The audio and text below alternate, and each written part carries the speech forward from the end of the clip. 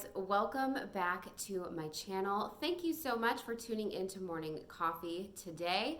As you can see, I'm here in my living room hanging out. I'm all cozy. I've got a blanket, I've got coffee, I've got a candle going, all the cozy vibes. I thought that for today's topic, it would be appropriate to have a bit more casual of a conversation, kind of like if you were my girlfriend and we were having a coffee date together and we sat down together on the couch and we were talking about life. So I wanted to kind of match that vibe with my surroundings. I hope that's something that you would enjoy as well. So we're going to talk today about self-care, just like we were girlfriends.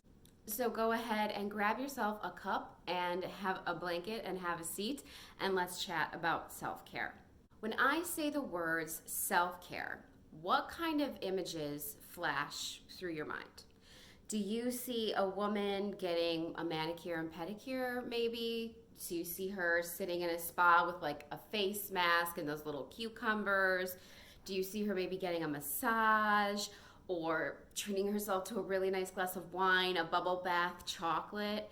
Those are definitely the things that come to my mind. And I feel like that is sort of what self-care has become defined as by our culture. It's usually some sort of pampering activity that you can treat yourself with. And lately, I've been challenging myself to think about self-care and its real meaning a little bit more differently and kind of like redefine what I feel like that the role that self-care plays in my life. And so those are the kinds of thoughts that I'd like to share with you today.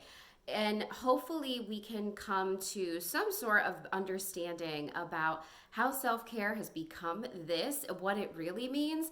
And I'm going to give you some actual concrete resources you can use to work on this in your life. So this thought process actually started for me when I read a passage from writer Brianna Wiest on Facebook. You might have seen it. It kind of made the rounds. In my Facebook, I saw it a couple of different times. I saw it on Instagram too. So you may have read the whole thing. I am going to link it down below so that you can, absorb the entire text because it's actually really, really good. But she was essentially talking about self-care and how it has gotten so skewed in our culture today. I'm going to read you a quote from the passage here that kind of got me thinking. She says, "A world in which self-care has to be such a trendy topic is a world that is sick. Self-care should not be something we resort to because we are so absolutely exhausted that we need some reprieve from our own relentless internal pressure." She goes on to say, "If you find yourself having to regularly indulge in consumer self-care, it's because you are disconnected from actual self-care, which has very little to do with treating yourself and a whole lot to do with parenting yourself and making choices for your long-term wellness." And when I read that, I was like, wow, she just said a mouthful there. She really said something there. So let's talk about it a bit more.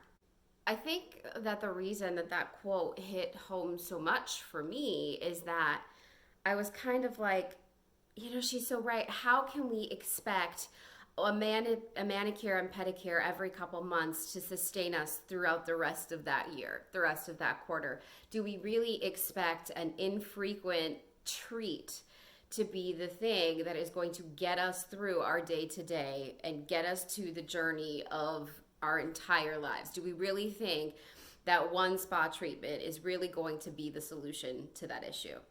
How can we expect inconsistent and infrequent bouts of rest be enough to sustain us for the entire journey?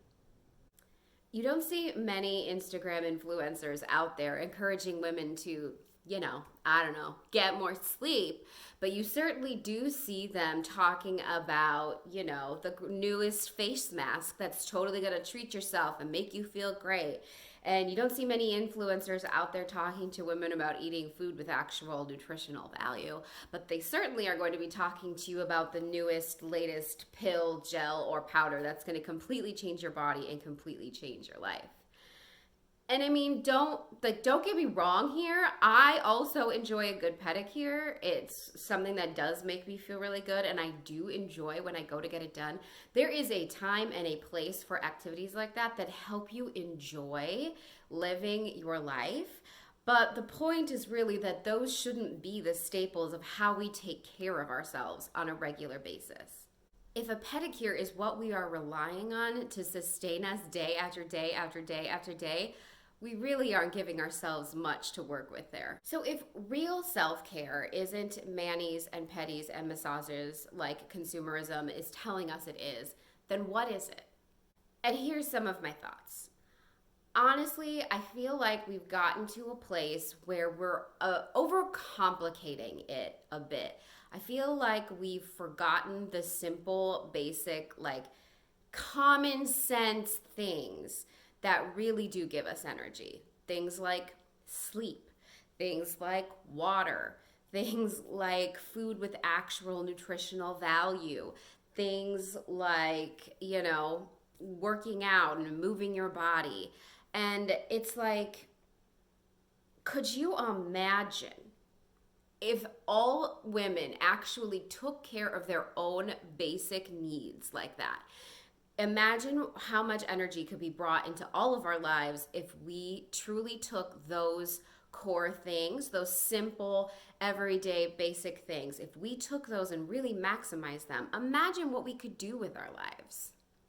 But honestly, why is no one out there preaching at women to go get more sleep? I mean, it's like our culture's completely forgot that it exists or that it's important. We all know that we need to get the recommended 7 to 8 hours of sleep, right? But how many of us actually put some thought and intention behind making that happen regularly? It's like, have you ever been sick or maybe just really tired and one night you just kind of throw in the towel, you're like, screw it. I'm going to bed super, super early. I'm just going to go to bed. I need to rest. I feel crappy. And then you wake up in the morning and you're like, wow, I feel so good. I feel so rested. Dang it. Is this what well-rested people feel like all the time? Imagine if that was how we felt all the time.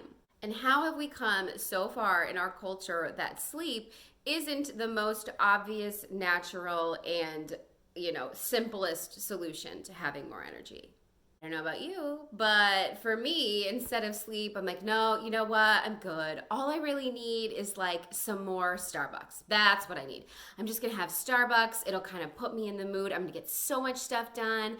I just need to, put on more music, or I need to move to a different workspace. That's totally gonna make me work with more focus and more productivity. We always tell ourselves we need to do more to achieve the results that we want instead of thinking about what can I do to provide myself with the energy I need to produce more effectively. We're talking always about adding and doing more and being busier and having more on your list and getting more done and more hustle instead of, hey, I wonder how much I could get done in the same amount of time if I took the time to fully give myself a full battery.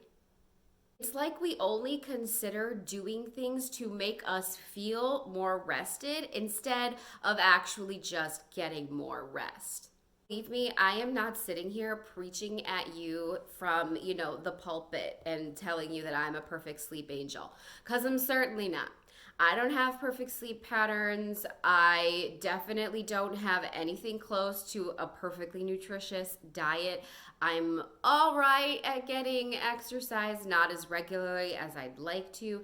I do drink a lot of water. I'll say that that's one healthy habit that I actually commit to and make happen. But I'm not sitting here telling you that I'm all great and I figured this all out. This is just something that I'm trying to work on, and it's caused such a mindset shift for me that I wanted to share it with you. And I realize that there are seasons in your life where getting a full night's sleep is just not a realistic expectation. As a woman, obviously motherhood comes to mind here. There is no reason to expect a mother with a newborn to get full night's sleep all the time. But, maybe you're a caregiver for someone who is ill or sick or injured and you're the only person that they can rely on. Maybe you're taking night school classes so you can get a degree and a better job. There are always going to be times in our lives, seasons in our lives when we are temporarily going to sacrifice sleep in pursuit of something else that we want. Expecting a full night's sleep in those situations are completely unrealistic and not practical and only set us up for failure, right? So those really aren't the kind of situations that I'm talking about here. Brianna writes later in her article, true self-care is not salt baths and chocolate cake. It is making the choice to build a life you don't need to regularly escape from. It is learning how to stop trying to fix yourself and start trying to take care of yourself. And maybe finding that taking care lovingly attends to a lot of the problems you were trying to fix in the first place. So if you would like to explore this topic for yourself a little further, I have a couple of resources that I will share with you. First, make sure that you check out Brianna's article. I have linked it below so you can check out the whole thing. Another resource that I would recommend to you is Rachel Hollis's book, Girl, Stop Apologizing. She talks in the book about simple habits that will give you energy to go after your dreams. So that's a really great book. If you haven't checked it out yet, I'll link it down below. I recently made a video on how to get to bed on time with some tips that you can use to coach yourself into going to bed on time. And then my most recent video was on 3 morning mindsets to shift so that you can use your time better in the morning. Those are 2 great videos that can help you with some practical and helpful tips for making rest a more important part of your regular routine. Thank you so much for chatting here with me today. This was so fun for me to film. It was kind of like a coffee date. So I hope you enjoyed having a coffee date with me. I want to know what you think. I want to know what you think our culture has defined as self-care. I want to know what you think real self-care is and any tips that you can give to the rest of the community on how to take care of ourselves regularly. Leave a comment below with your thoughts on self-care, and I can't wait to read them. If you liked this video, please subscribe to this channel. It is my goal to add 1,000 people to our subscriber community this year in 2020. So make sure you hit that subscribe button so that you become one of them. I will see you in my next video. I hope you guys have a really great rest of your day.